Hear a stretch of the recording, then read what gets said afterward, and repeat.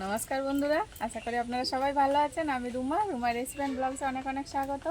আজকে আবার আমি একটা প্রতিদিনের মতো নতুন রেসিপি নিয়ে চলে এসেছি। আজকে বানাবো ইলিশ দিয়ে ওল রান্না। তা আপনারা ভিডিওটা অবশ্যই শেষ পর্যন্ত দেখবেন। অনেক অনেক নতুন নতুন টিপস থাকবে ওতে, তাই একটু স্কিপ করবেন না, পুরোটাই দেখবেন। তাহলে চলুন আমার সাথে রান্নাঘরে। তো আজকে যা রান্না করব ওল আর ইলিশ মাছ দিয়ে, এই যে নিয়ে নিয়েছি ইলিশ মাছ আর ওল। এরকম টাটকা টাটকা ইলিশ মাছ নিয়েছি, এই যে একদম গা চকচকে ইলিশ মাছ। আর এর ওল নিয়ে নিয়েছি, মানে পরিমাণে আমার যতটুকু লাগবে সেইটুকু কেটে নিয়েছি ওল। এবার আমি এগুলো কেটে নেব। প্রথমে ওলটা কেটে নেব।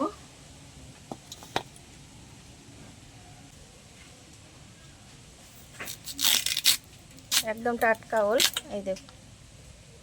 আর এই টাটকা ওল দিয়েই তরকারি রান্নলে ভালো হবে। যেগুলো দেখবেন একদম আওয়াজ হচ্ছে না, সেগুলো কিন্তু ঝোল লাগলে ভালো মেশে না। এই যে একদিক কাটলে আরেক দিক কেটে যায়।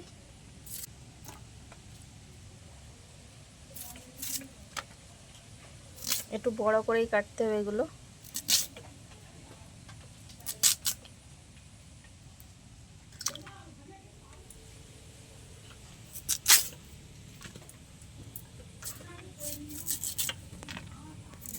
আর ওলের কিন্তু একটু বেশি করে খোসা ছাড়াতে হয়, মানে যাদের গাল চুলকোনোর ভয়। তবে এটা হচ্ছে ম্যাডারাজি ওল, এটাতে গাল চুলকোবে না।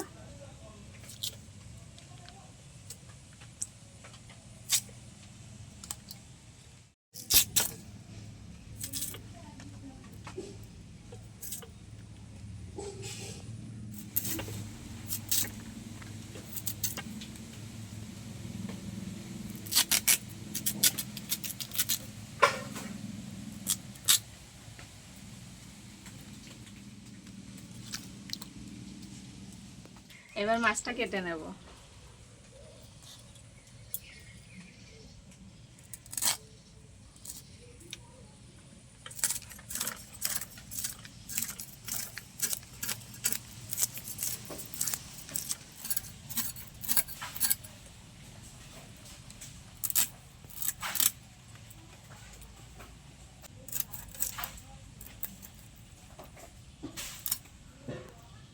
এই যে একদম টাটকা মাছ, এখনো রক্ত বেরোচ্ছে। এবার আমি পিস বের করে নেব।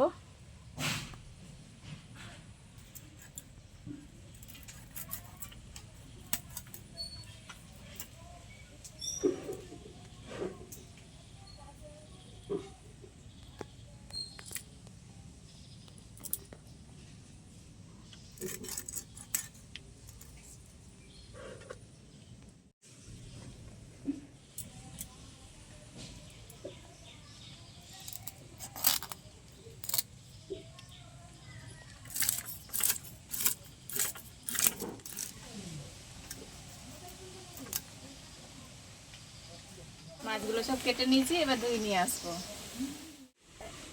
মাছটা পরিষ্কার করে ধুয়ে নিয়ে এসেছি। এবার নুন মাখিয়ে নেব। দিয়ে দেবো নুন, দেবো পরিমাণ মতো হলুদ গুঁড়ো।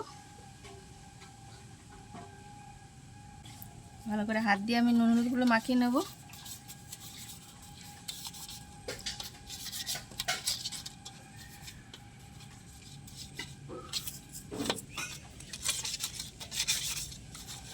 এবার আমি কিছু মশলা শিলপাটায় বেটে নেব। এই যে জিরে আর কাঁচা লঙ্কাগুলো পাকা পাকা নিয়েছি, তাহলে কালারটা ভালো আসবে।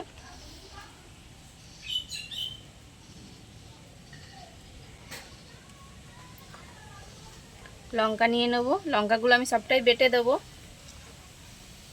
অন্য লঙ্কা নেবো না, যেহেতু ওল রান্না করছি, ওলে একটু বেশি লঙ্কা লাগে। এইভাবে গোটাগুলো ছাড়িয়ে নেব।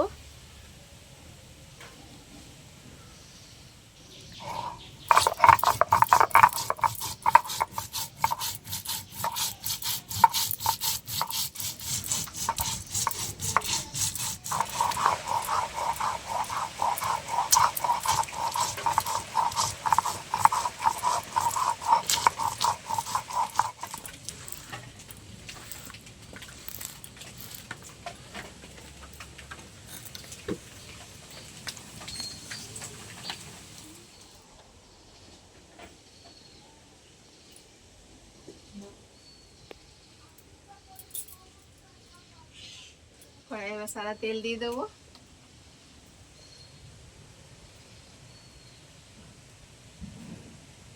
তেল গরম হয়ে গেছে, এবার তেলে মাছগুলো দিয়ে দেবো।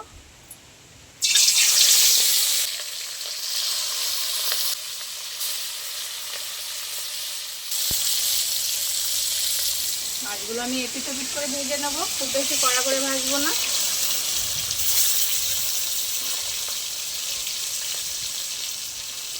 ইলিশ মাছ বেশি কড়া করে ভাজলে কিন্তু শক্ত হয়ে যাবে, ভালো লাগবে না,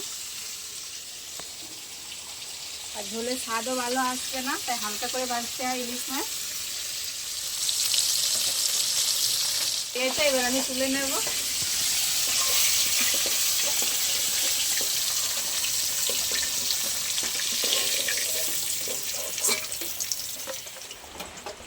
বাকিগুলো একই তেলে ভেজে নেব।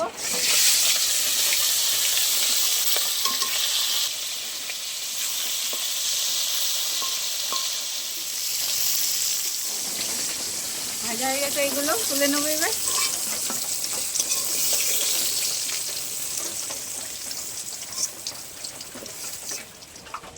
মাছ ভাজার তেলে আমি ওলগুলো দিয়ে দেবো।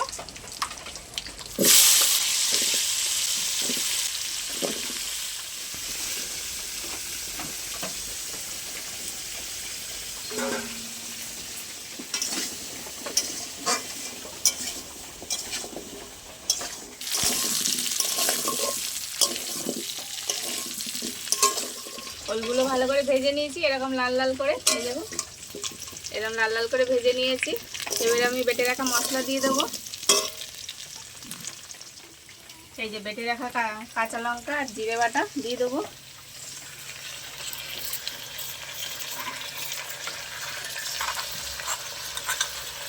দিয়ে দেবো পরিমাণ মতো নুন,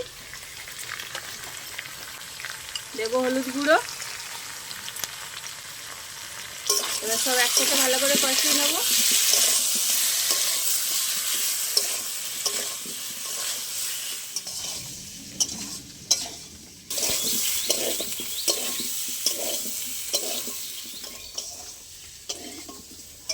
ইলিশ মাছে আজকে আমি বেশি কিছুই মশলা দেবো না, শুধু জিরে কাঁচা লঙ্কা বাটা দিয়েই আজকে রান্না করব। তা আমার মশলা কষানো হয়ে গেছে, এই দেখুন এরকম করে কষিয়ে নিয়েছি। এবার আমি জল দিয়ে দেবো।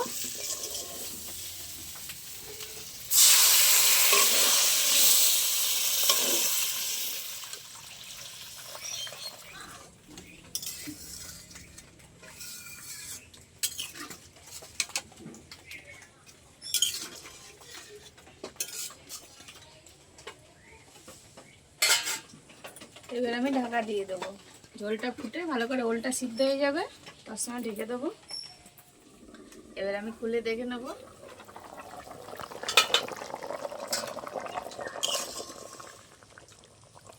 এই যে ওলগুলো ভালো সিদ্ধ হয়ে গেছে, এবার নামিয়ে নেব।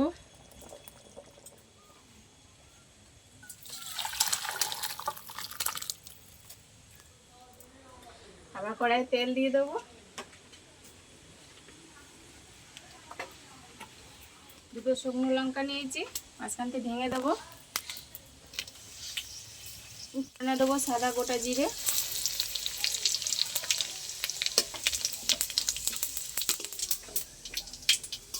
ফোড়নটা হয়ে গেলে তরকারিটা আবার ছান দিয়ে দেবো। দিয়ে দেবো এবার তরকারি।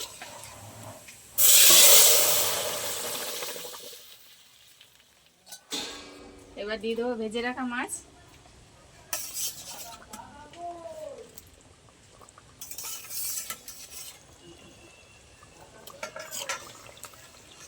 মাছগুলো আগে দিইনি, তাহলে মাছগুলো ভেঙে যেত।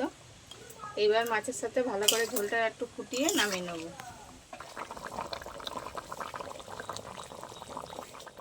হলদি ইলিশ মাছের ঝোল রান্না হয়ে গেছে, আর কালারটা কত সুন্দর এসছে। আমি কিন্তু কোনো গুঁড়ো মশলা দিইনি বা কাশ্মীরি লঙ্কার গুঁড়োও দিইনি, তাতেই দেখুন কি সুন্দর কালার এসছে। কাঁচা পাকা লঙ্কা যদি বেটে দেন তাহলে আর কিচ্ছুই লাগে না। এবার নামিয়ে নেব।